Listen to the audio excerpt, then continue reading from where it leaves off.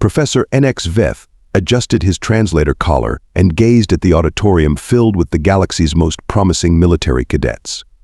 800 beings from 200 species, all here to learn about the most humiliating defeat in galactic military history. His secondary antennae twitched with amusement. Today's lesson, the Mining Station 47 incident, or as humans call it, the time we kicked alien ass with a wrench and some duct tape. He paused, letting the translator catch up. Yes, they actually call it that. Their historical records are filled with this sort of colorful language. A Zentari cadet raised 3 of her tentacles. Professor, why study primitive tactics? The humans didn't even have plasma weapons. Ah. Nx'veth's mandibles clicked in what his species considered a smile. That's precisely why we study it. You see that hologram? He pointed to the rotating image of Mining Station 47. 37 of our most advanced warriors entered that station. Only 12 came out alive. The humans had no weapons, no armor, no shields, just their bare hands, engineering tools, and what their commander later described as being really pissed off. The auditorium erupted in chittering laughter. Nx'veth let it die down before continuing. You laugh. The Kri'tal Empire laughed too. Their funeral ceremonies were extensive. He switched the hologram to show the station's interior. By the end of this lesson, you'll understand why the Galactic Military Code now requires a minimum of 200 troops for any engagement with 5 or more humans, even if those humans appear to be, and I quote from the actual regulations, completely harmless and possibly intoxicated. A Drachnid student in the front row snorted. But Professor, surely with modern equipment. Modern equipment? Nx'veth interrupted.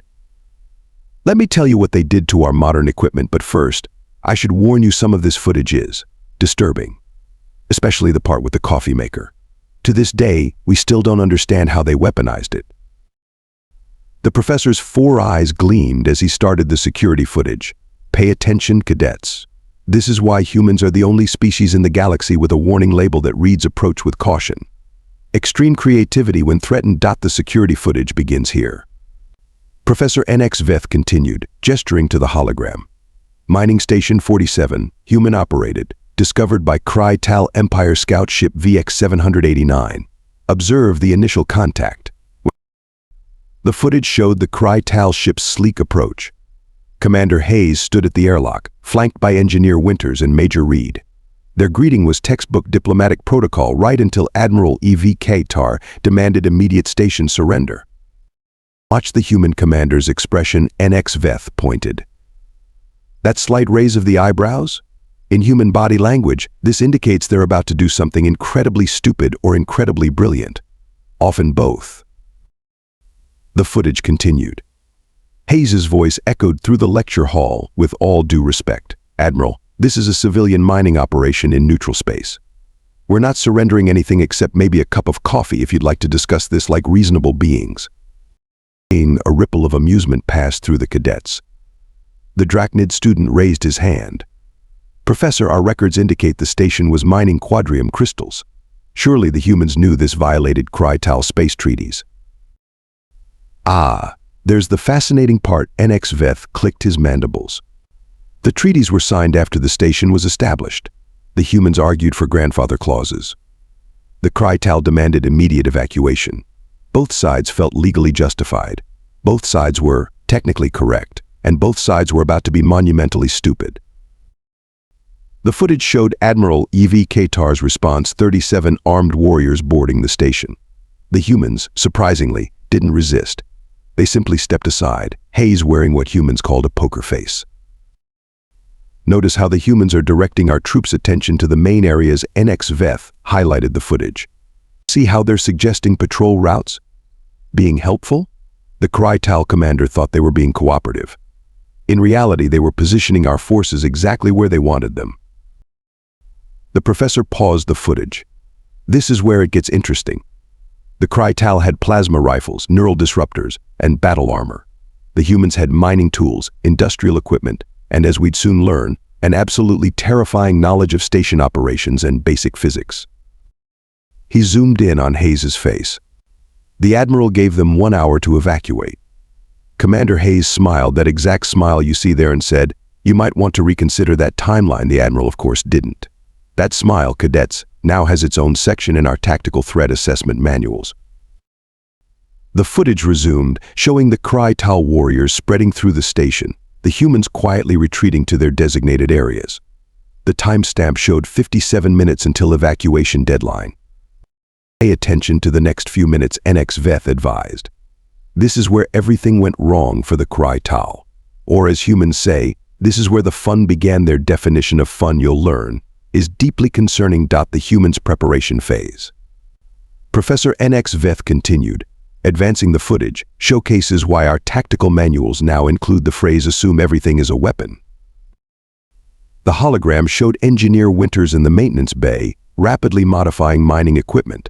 His hands moved with practiced efficiency as he transformed industrial tools into improvised weapons.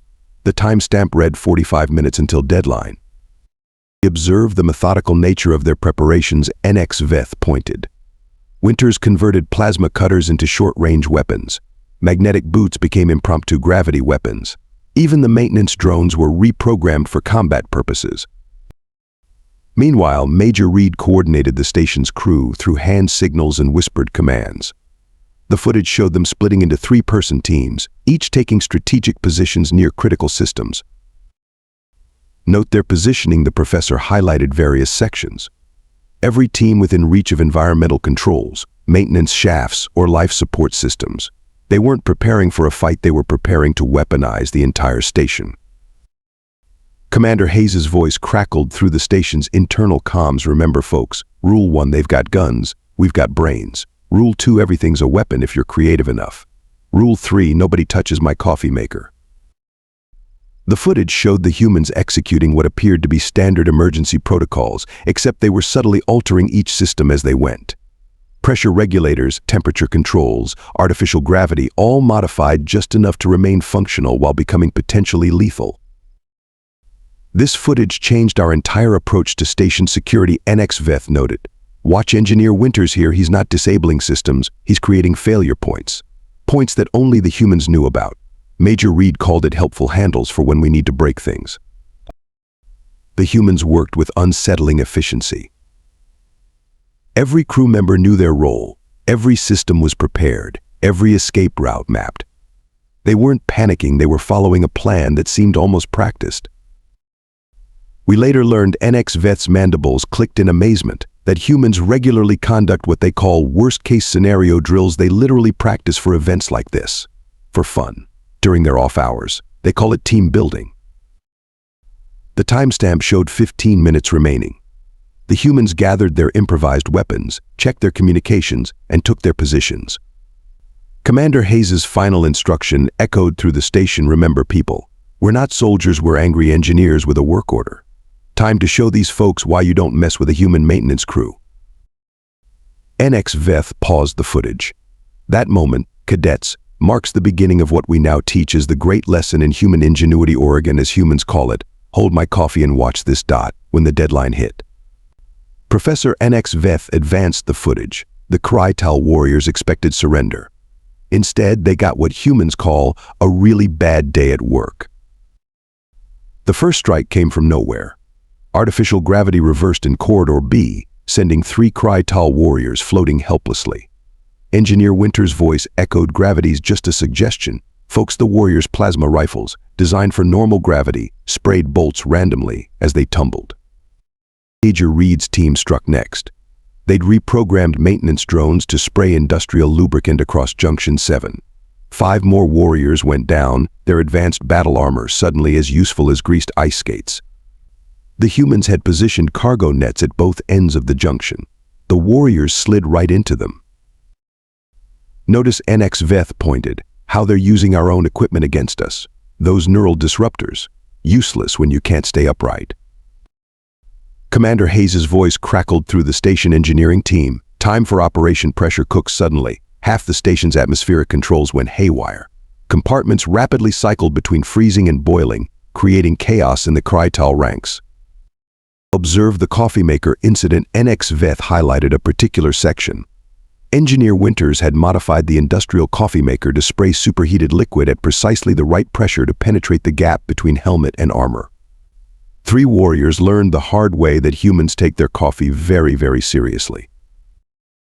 The footage showed Major Reed's masterpiece reprogramming the ore processing magnets. Watch closely, Nx'veth instructed. The warrior's armor was partially magnetic. Reed waited until they clustered in the processing chamber. Then, the footage showed 6 warriors suddenly slammed together into an awkward metal sculpture. Commander Hayes led the direct assaults. His team used modified mining lasers, not as weapons, but to superheat sections of corridor walls. The Kri'tal's thermal sensors went haywire, rendering them effectively blind. The humans, wearing their regular mining gear, moved through the chaos like ghosts. Here's the moment that changed our combat doctrine forever, Nx'veth highlighted. A warrior cornered Hayes, plasma rifle ready. Hayes looked at his wrench, looked at the warrior, and grinned. This is where he said the now famous line, the thing about space stations. Everything's connected to something important. The footage showed Hayes simply removing a crucial pressure valve. The resulting steam burst sent the warrior flying. The remaining warriors tried to regroup in the main cargo bay.